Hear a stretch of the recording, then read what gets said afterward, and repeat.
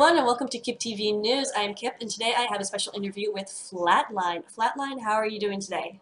I'm doing great, Kip. And you? I'm doing just fine. Flatline, why don't you introduce yourself? Tell us who you are. What do you do for UGC Highlander? Well, I am a spy main. I play on the Steel Red Team Anti-Hero Collective. We're currently 3-3, and we're 19th seed. Well, mostly on the UGC forums. I'm kind of a forum. People would call them forum whores. I run the Steel Red Power I Rankings. call them committed community members. Committed community Yeah, members, that sounds yes. better. But you run the Steel Power Rankings. So for those of you who aren't, for those people watching who are not on the forums, what are Power Rankings? Well, Power Rankings are basically like people who are in the community a lot, people who have played in this division for a couple of years, just rank the top 5 or 6 or 7 teams basically in the division, and they give their insights on who's going to win, their rosters, big plays, stuff like that. So it's all subjective? It's all subjective. At least I do mine subjective. As reading like platinum power rankings, they're all subjective. They're all basically subjective. I So mean, there's, all yeah. right.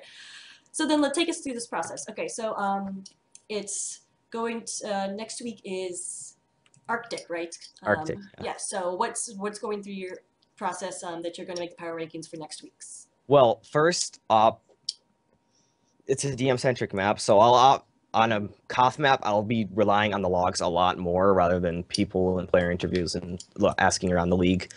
So mostly I'll just be looking at the logs and giving like analysis, like who did this, who did what, who did that, Okay. who won, stuff like that. So you're looking like medic picks and Like stuff like that. medic picks, frags, damage, kind of like Will's is told about gold stuff, but Right. more as in a ranking rather than individual player rankings. Okay, then. So tell us for Arctic, who's looking good for Steel Red? Well, definitely MCB. More Complicated Beat has always been a very strong team, and even though their match, let me see what their match is. I don't have those down. I think they're playing Fire Ice. It's going to be a very good game. Both teams have very good DM. It's a very sniper-centric map, and Fire Ice probably has one of the best snipers in Steel. So I'm looking. It's going to be a good game. I think MCB might just take it if they can shut down their sniper. Who is Fire's Sniper? Kept. All right. Yeah. Just make sure we get names out there for these excellent players, so people know what's going on in Steel. All right, so then who are you guys playing this week? We are playing Improv. Oh, jeez, it's gonna be.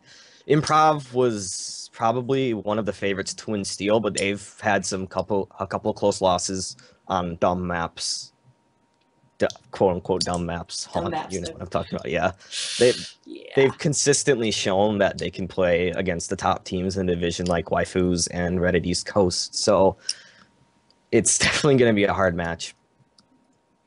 All right, that sounds like a lot of fun. I don't envy you at all. I did want to talk about red steel versus blue steel. We're talking a little about this earlier, but in your opinion, what's the difference? Well, the difference, in my opinion, is that Steel Blue has had like dominant teams emerging for a very long time. Whereas Steel Red, there are a lot. I think there's more teams in Steel Red that are actually good and capable of competing, though. But Steel Blue kind of had those from the beginning, and now in Steel Red, we're just starting to see teams like Bashing Dastards and Fire Ice Fan Club, and even not Brilliant Minds, they've been 5-0, and Cardiac Arrest definitely making their way up the charts, whereas in Steel Blue, it's pretty much always been like Not for the Glory, Fairy Tale, Golden Gents, Roll the Chat, Kids Next Door, Wonder Blitz. Although we have been seeing teams like Konij, Insane, Gerbil Riot. I haven't really seen them at the top yet. Agua Ruin is another good example. But yeah, the main difference is that the top teams in Steel Blue have pretty much always been known, in my opinion.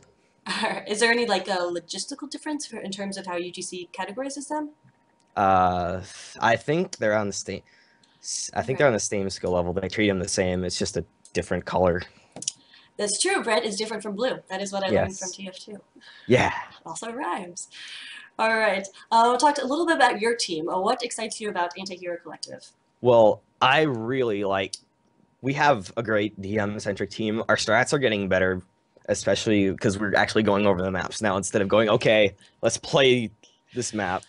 I That is like, something. Yeah, yeah, that'll do it. I definitely like how we're starting to get more of a camaraderie with each other because we're first season team. We haven't really played with each other besides the Pastry and Gabby.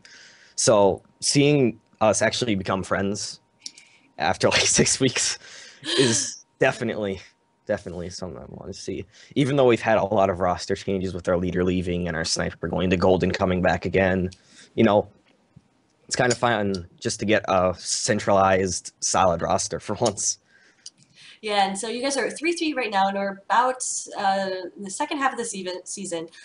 Where are you seeing yourself at the end of this season? You anticipating playoffs, or are you kind of playing this more just like this is our first season, let's just get our feet on the ground type thing?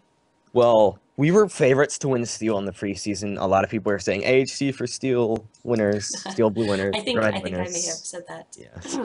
And, you know, we kind of lost on dumb maps. Like Croissant and Haunt were our two main losses, and then we skirted a loss on Steel. It was very close. Good game to Bashing Dastards. But I see ourselves barely making the playoffs because we lost. I will say this: we lost Moose, and he was an amazing heavy, and it was kind of our big roster blow. Right.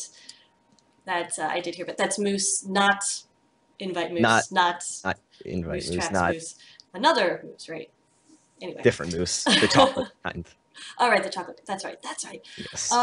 So then, as far as competing in the playoffs, you said you've lost a lot of stupid maps, and playoffs maps are standard ones. I don't know what they. I think it's Upward is one or Swiftwater one. Maps that you guys will know. So do you think just get your foot in the door, and then maybe you'll have a chance? Well, I think we can compete, but it's going to be kind of dependent on who we play first. Because if we get, depends on the seed we get. Really, like right now, I see us making, if we make playoffs, like maybe a 11th, 12th seed, and that'll go up against like teams like more complicated beat, best waifus, dollar menu. So I think with luck, we'll get to the second round, and then after that, it's going to get a lot harder. Yeah. Yeah. So who do you see coming out? Who's your pick now for your Red Steel champion? It's close, but right now, more complicated beat has just been winning and winning and winning, and they were a real sleeper team. So I'd have to give the title to them. All right, sounds good. Now this is a little bit more personal. Like, what do you think of this? Because this is the first season I've really been like really following the forums, and I've seen a huge interest in these power ranking things, these listing the best players, following logs and posting logs, and a lot of coverage. In your opinion, what is happening this season that people are just suddenly like? I don't even know how to explain it. What are you seeing? Well, I think it's like this season they had a new division and there were a lot more people flooding in, and now the basis is kind of on who's the best player rather than the best team, because they want to entertain the lower divisions. Not saying that the lower divisions are like, oh, teams are for babies or whatever, but I think it's definitely because of the influx of new players. Is that what made you want to do this power rankings? Yeah, I love doing the power rankings. Ever since I adopted them from Aim and Fire, who moved up to Silver, I love every week just researching over the logs, interviewing people, talking about that. It's actually pretty fun. How long does it take you to do one of those? Usually 1 to 2 hours if I want to really get in depth. Like for Arctic, it's not going to take that long because it's mostly a DM map, and it's just going to be like, okay, logs, this guy did this, it's done. That sounds pretty easy. All right, well then we'll definitely direct people to that. But I think that's all my questions. Do you have anything else you want to say or any shout outs to anybody? Well, I'd like to give a shout out to my team, HC. We're a lot better than our record says we are, and I want to see us go all the way. It's going to be hard, especially with teams like Waifus, Dollar Menu, and more complicated beat. Shout outs to them too. They're excellent people. But I can see it. It's just going to take four more weeks in the season before playoffs. I'm not sure. I think it's 3. It's getting close. Yeah, it's getting close. All right, I think that's pretty much all I got. All right, well, thank you so much, Flatline, for joining me. Good luck to you guys in the rest of the season. And thank you so much for all your hard work for what you've done to bring Steel Red to the public's attention. And thank you for interviewing me. This was a great opportunity. All right, well, thanks so much.